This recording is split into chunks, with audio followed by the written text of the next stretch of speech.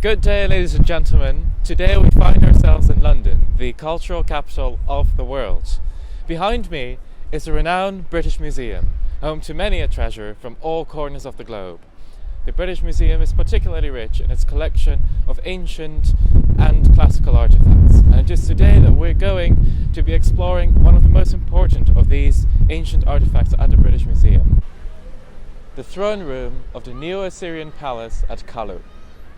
The city of Kalhu, or commonly known as biblical Nimrud, plays an important role in Assyrian history, as it is the city to which the then Emperor Ashurnasirpal II moved the royal court in 879 BC. Assyrian emperors throughout the lifetime of the empire were often plagued by rival factions or even family members claiming the throne. For example, in the first capital of the empire, Assur, the old urban elites, and especially the priesthood, were starting to challenge royal authority. Hence the re-establishment of the royal court at Kalhu was a deliberate action of Ashurnasirpal II to strengthen his absolute authority and secure a safe succession for his heir.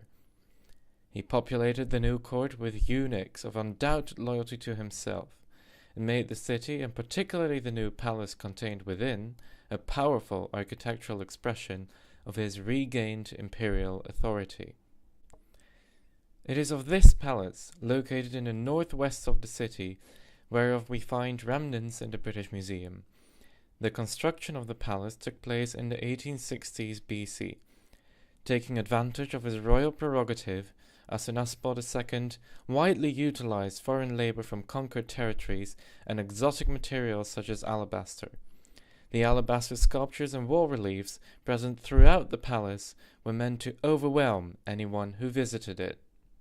Visitors to the palace would gather in the outer courtyard, where they would be escorted to the most important room of the palace, the throne room, an immense room measuring 46 by 11 meters, to have an audience with the emperor.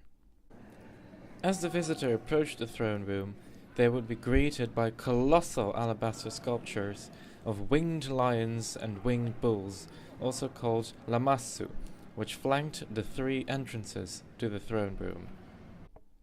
The facade wall was also covered with reliefs depicting tributaries bearing gifts for the Assyrian emperor, relating the story of successful Assyrian conquest under Emperor Ashurnasirpal II, but also giving us a clue that the throne room was a ceremonial space where conquered peoples would come and pay tribute to the new Assyrian overlord. An example of such an event is provided on the Black Obelisk, which depicts Jehu, king of northern Israel, paying tribute to a later Assyrian emperor in the throne room. As the visitor entered the throne room, they were overwhelmed by alabaster reliefs running along its walls, which can be categorized into three themes: Ashurnasirpal's successful military campaigns, divine protection, and service to the gods. These themes are three different expressions of Ashurnasirpal's imperial power, and will be explored in further sections of this website. While the throne room of Ashurnasirpal's palace at Kalhu is definitely a mighty expression of Assyrian imperial power, it also highlights an aspect of another form of imperial power, namely that of Victorian Britain. The fact that the remnants of the palace are at the British Museum is actually a testimony to the immense reach of the British Empire in the 1840s, the decade when, with the financial help of the British ambassador to the Ottoman Empire, Austin Layard, a British archaeologist, started excavations of the palace at Kalhu. The excavation of Assyrian antiquities soon turned into a cultural race between the British and French empires. Which museum was going to get Assyrian antiquities first, the British Museum or the Louvre? In the end, while having pioneered their excavation, in 1847 the British had to admit defeat, as the Louvre displayed Assyrian antiquities 7 months before the British Museum did.